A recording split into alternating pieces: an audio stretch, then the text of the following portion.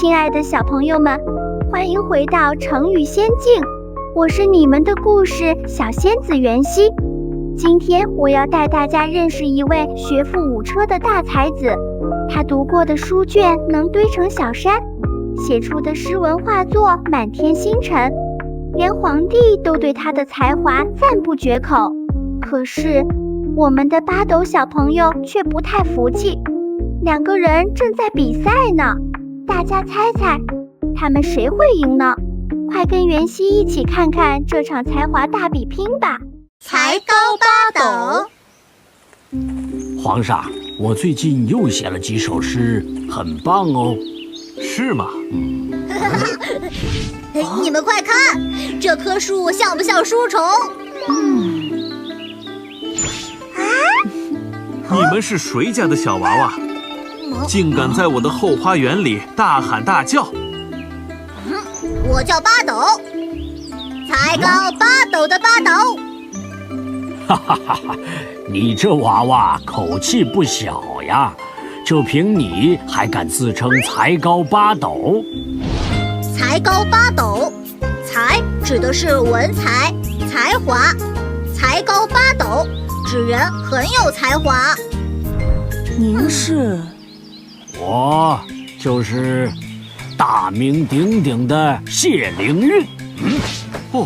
我游遍了各地山水，写下了这本诗集，请大家多多指教。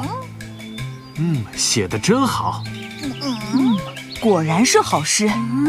如果说这天底下写作诗文的才能总共有10斗，三国的大诗人曹植占8斗，因为他的诗写得非常好。我占1斗，而你呢，只有这个小破桶这么多了。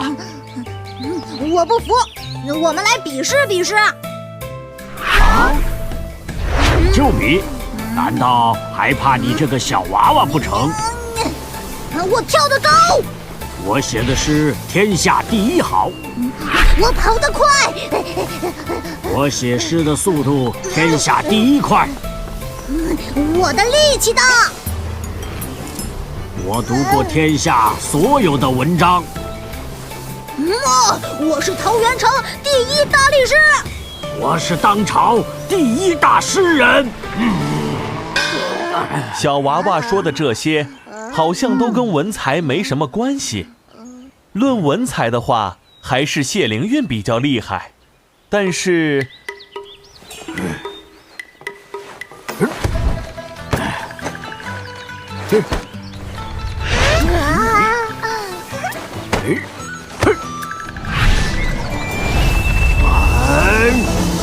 我走遍天下山水，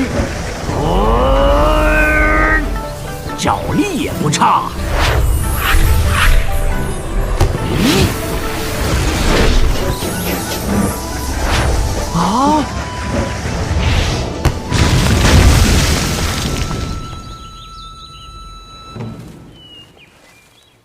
我的凉亭啊，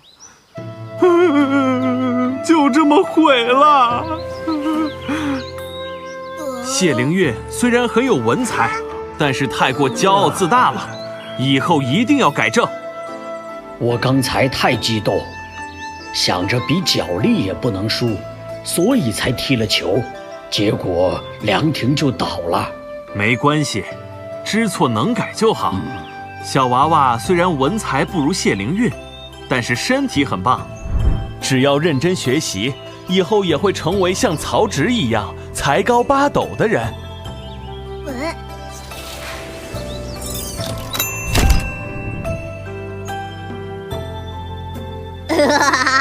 看吧，我可是很有潜力的，以后肯定才高8斗。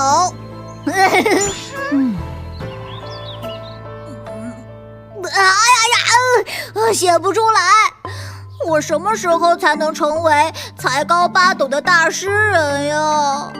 别着急呀，想变得才高8斗，就要耐下心来，努力学习。才高8斗，指人很有才华。嘻嘻，小朋友们，大家知道八斗小朋友的名字是怎么来的了吗？八斗名字的由来，就是我们要认识的成语才高八斗。古人用八斗来形容超凡的才华，就像用最饱满的谷穗赞美丰收，用最亮的星辰描绘夜空。